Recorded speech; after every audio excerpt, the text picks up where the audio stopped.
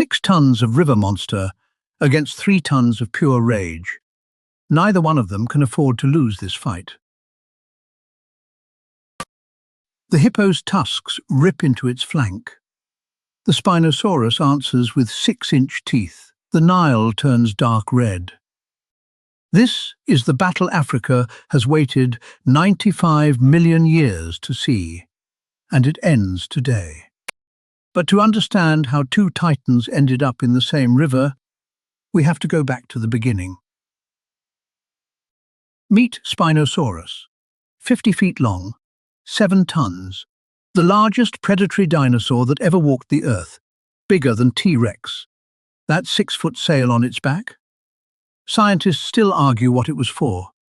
Display, heat, or pure intimidation. But here's what makes it different from every other giant killer.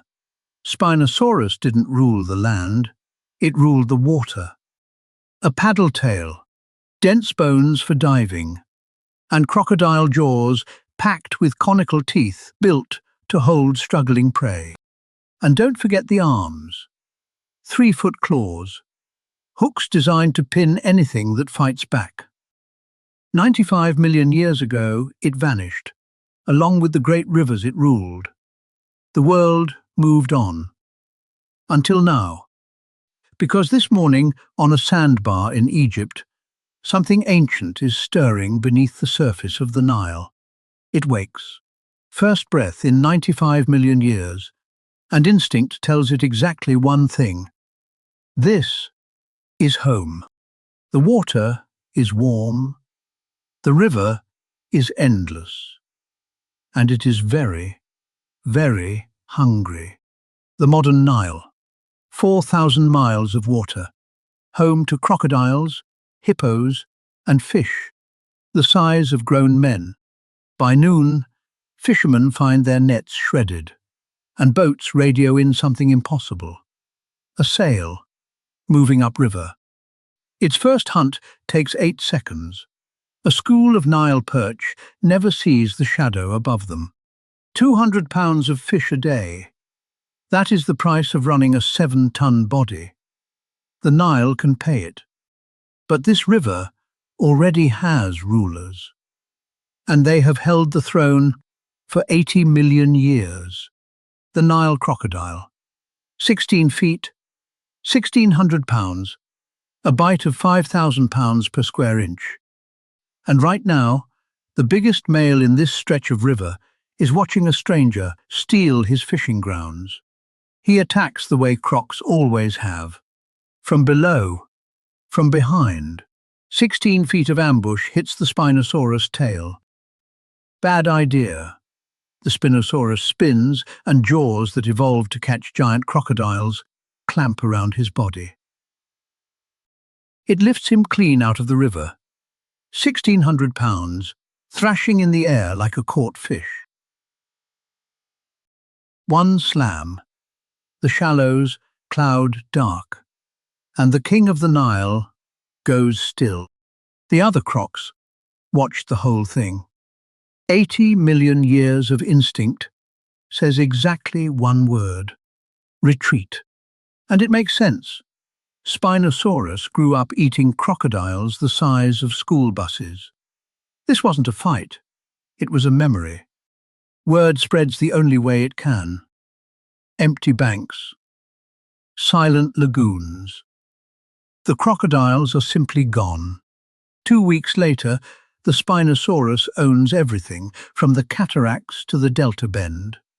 Almost everything. Because at the end of its new kingdom lies a lagoon, the best fishing ground on the river, and it is taken.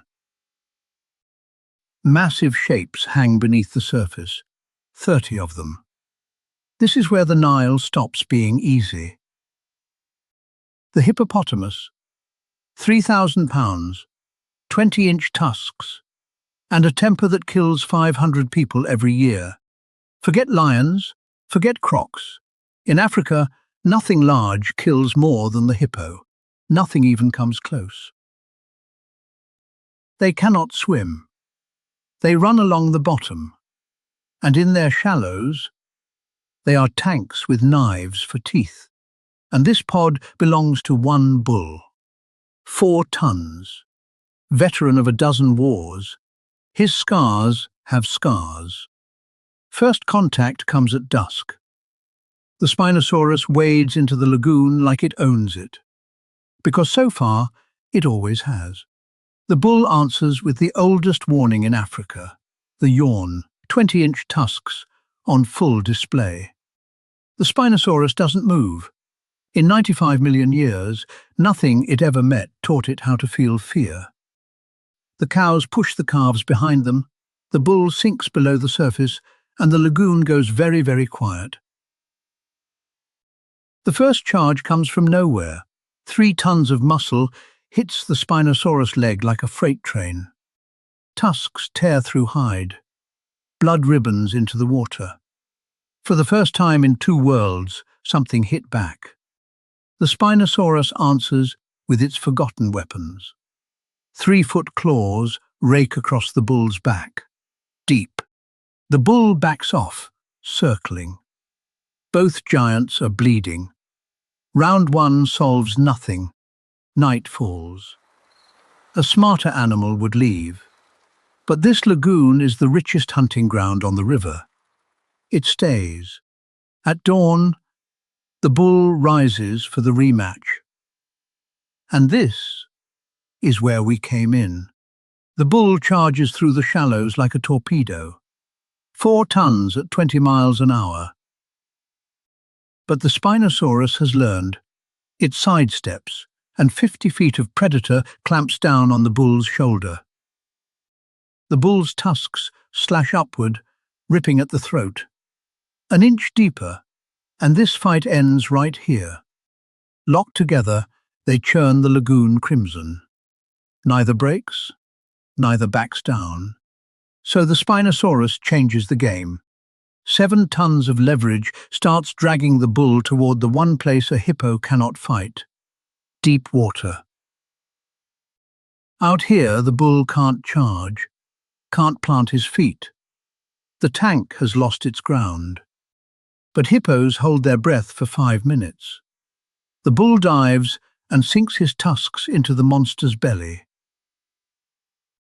The Spinosaurus shrieks, folds, and dives after him. Claws find hide and pin 4 tons to the riverbed. Then the jaws close on the back of the bull's neck, and 95 million years of instinct does the rest. One last thrash churns the red water. Then the lagoon goes still. The Spinosaurus surfaces, torn, bleeding, breathing hard, but breathing.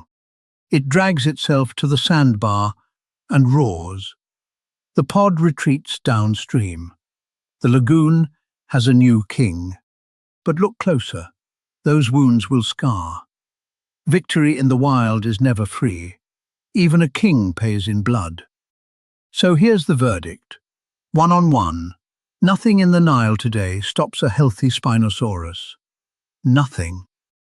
But Africa doesn't fight 1-on-1. A full pod is 30 hippos.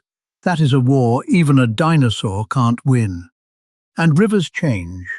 The dry season is coming. The real enemy was never the hippo. Because in the wild, the crown never goes to the strongest. It goes to whatever refuses to die. 95 million years ago, Spinosaurus lost its river and vanished. This time, the river might lose first. So, who wakes up next? Mosasaurus in the Pacific or Titanoboa in the Amazon? Vote in the comments. Subscribe, because every week on Beast Files, another impossible battle becomes very, very real.